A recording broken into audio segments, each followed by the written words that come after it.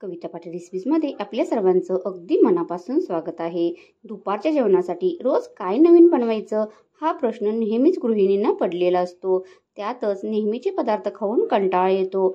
अशा वेळी झटपट आणि टेस्टी काय बनवायचं या शोधात नेहमी गृहिणी असतात। त्यातही आपलं जेवण भाताशिवाय पूर्ण होतच नाही। आता आपण प्लेन राईस, जिरा राईस, मसाले भात, बिर्याणी, पुलाव यासारखे भाताचे अनेक प्रकार खाल्ले असतील। अशातच आज आपण उन्हाळ्यामध्ये पोटाला गारवा देणारी South Indian special curd rice आपण कसा बनवायचा आहे। अगदी लहानग्यापासून मोठ्यापर्यंत सगळ्यांनाच हा पदार्थ खायला आवडेल। त्यामुळे उन्हाळा वाढत असताना ही रेसिपी ट्राय करायला विसरू नका। चला तर मग जाणून घेऊया कसा बनवायचा हा South Indian special curd rice. यासाठी या ठिकाणी एक मोठी वाटी तांदूळ घेतलेला आहे। तांदूळ शक्यतो ज्याचा भात मऊ होईल असाच घ्यायचा आहे। नवीन असेल तांदूळ तरी चालेल, फक्त बासमती तांदूळ घ्यायचा नाही। स्वच्छ धुवून एक वाटी तांदूळ असेल तर 2.5 पट पाणी घालायचं आहे, कारण आपल्याला भात हा मऊसर हवा आहे। आणि चवीनुसार मीठ घालायचं आहे। कुकरला किंवा तुम्ही पातेल्यामध्ये किंवा असा स्टीमरला भात लावू शकता। अगदी 5 ते 6 मिनिटांमध्ये आपला हा भात आता लगेच तयार होतो। फक्त नेहमीपेक्षा थोडं पाणी भातामध्ये जास्त घालायचं आहे, की जेणेकरून भात हा एकदम मऊ असा होईल। आपण लहान मुलांना वगैरे चारण्यासाठी जसा भात बनवतो त्या पद्धतीने भात आपला तयार झाला पाहिजे। या ठिकाणी आपला भात आता छान शिजलेला आहे, पाहू शकता। आता हा आपण एका बॉल्समध्ये काढून घ्यायचा आहे। यासाठी ताजा भात वापरला पाहिजे असं पण काही नाही। यासाठी तुम्ही शिळा उरलेला, रात्रीचा उरलेला भात सकाळी वापरू शकता किंवा सकाळचा भात तुम्ही संध्याकाळी वापरू शकता।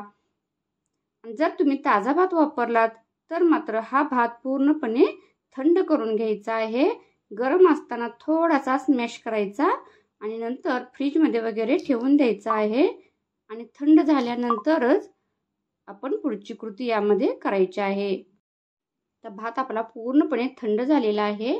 आता यासाठी एक वाटी या ठिकाणी दही घेतलेला आहे। दही असं थोडं फेटून घ्यायचं आहे। एक वाटी भातासाठी 1 वाटी दही घ्यायचं आहे। शिजलेला भात मोजून घ्यायचा आहे वाटीनं, आणि जेवढा भात घेतलेला आहे तेवढं दही घ्यायचं आहे या ठिकाणी। आणि हे आता आपण छान यामध्ये असं मिक्स करून घ्यायचं आहे।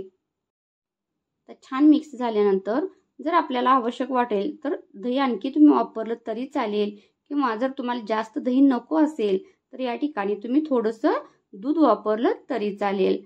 परंतु हा भात कोरडा करायचा नाही, तर असा ओलसर राहिला पाहिजे। यासाठी आपण थोडं दूध सुद्धा यामध्ये मिक्स करायचं आहे। उन्हाळ्यामध्ये अगदी सर्वांनाच हे असा थंडगार भात खायला नक्की आवडतो। अगदी लहान मुलांना सुद्धा तुम्ही टिफिनमध्ये देऊ शकता। 5 ते 6 तास हा भात राहू शकतो, खराब होत नाही।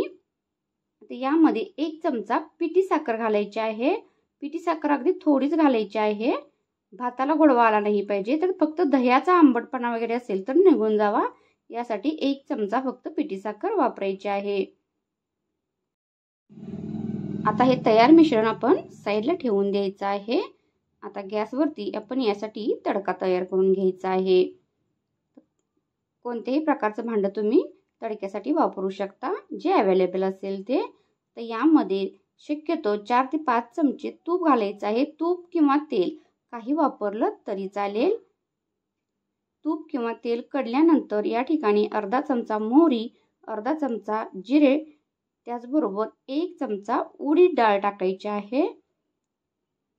यानंतर 4 ते 5 लाल मिरची टाकायच्या आहेत पिकलेल्या।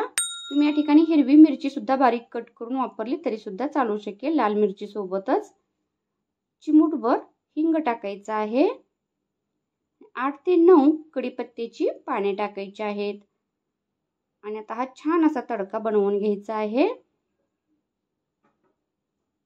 गॅस बंद करायचा आहे आणि गरम गरमच हा तडका आता आपण यात भातावरती घालायचा आहे।